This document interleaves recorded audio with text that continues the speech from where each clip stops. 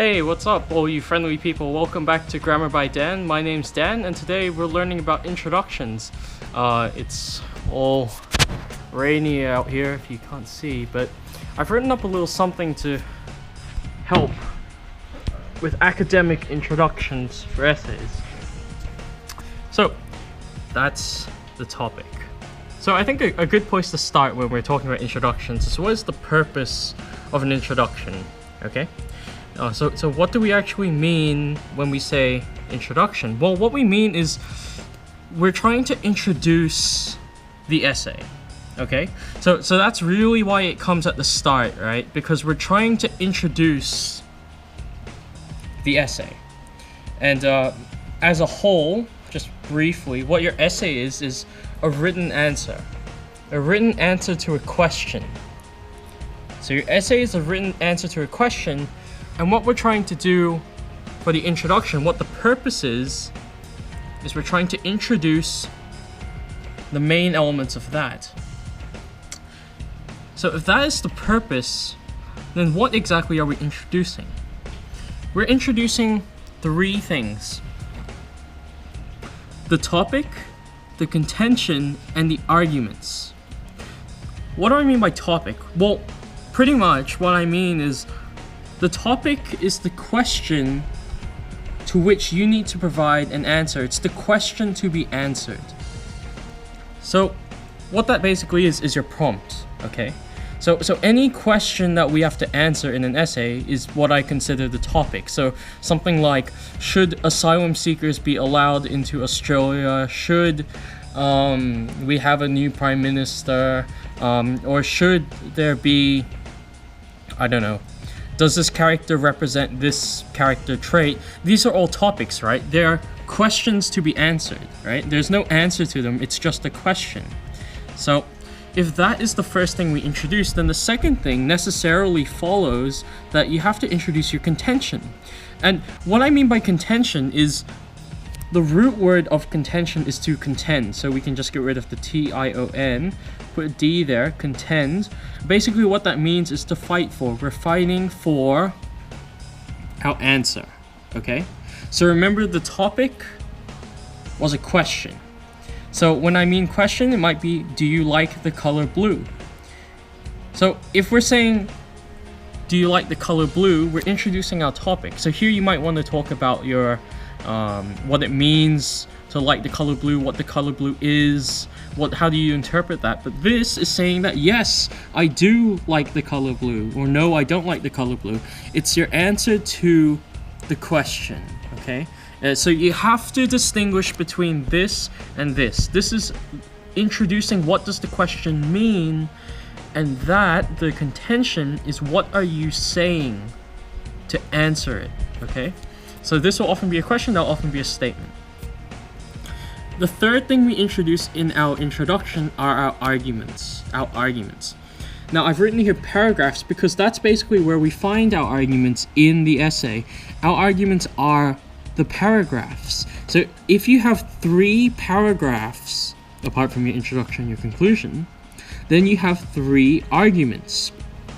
So the paragraphs are the justification for your answer. So these two are very closely linked. Whatever your contention is going to be, your arguments need to arrange themselves around the contention. They need to provide a defense of your contention. So these two are linked, these two are linked as well. Okay, so let's take the 3 as a whole.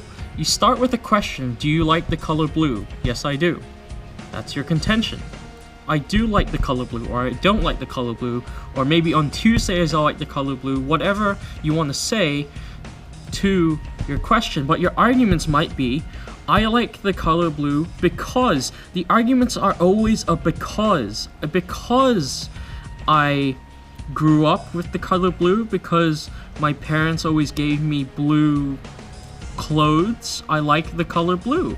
Or maybe I don't know why I like the color blue, I just do like the color blue. Even that could be an argument. So every paragraph has to include an argument. And so once you introduce your topic, contention, arguments, I think you have a good introduction. So we'll leave it with this. So this is topic, contention, arguments, and this is what I call a repeat of the contention. So I always like to include a sentence at the end that just repeats what the contention was, okay? Because after you go through the arguments, it can be quite, it might be helpful to remind your reader what the real point of this essay is, and that's your contention. So what we have here are 1 to 2 sentences. So these numbers represent the amount of sentences I reckon you would need for each of these. So with your topic, you would probably only need 1 to 2. So tell me, what is the prompt? What is the question we're discussing today? Your contention, only 1 to 2, okay? You don't need to go into detail. That really comes into later in the essay. But you really just need to say, I think that I like the color blue, or I don't like the color blue. So you just say it very quickly. Your arguments, 3 to 6. Why 3 to 6? Because if you have 3 arguments, you might spend a sentence on it each. If you have 6, even if you have 3 arguments, you might spend 2 sentences on each. So it might be 3 to 6. And this repeat of the contention, definitely only 1 to 2. So in total, you'll only need about 6 to 12 sentences. I reckon if you've done more than that, you either have a very long essay, or you've done something wrong, you've gone into too much detail. Every one of these should just be a very brief outline of what is coming later in your essay. Let the essay do the real hard work, okay? This is just introducing, hey, in our essay later, this is what I'm going to be talking about. All right? So I hope that's given you some picture of what an introduction looks like. Trust me when I say that if you master this structure for an introduction, it's copy and paste. You can put it in for any essay you do. It really doesn't matter what the topic is. This structure is still going to go. I've done essays where I've literally, well, not literally, but it's basically I've taken one introduction, you could just copy it onto another, change around a couple of words around what the topic contention is, you'll still get the same result. So I hope this has been helpful. I'm Dan, and this has been Grammar by Dan.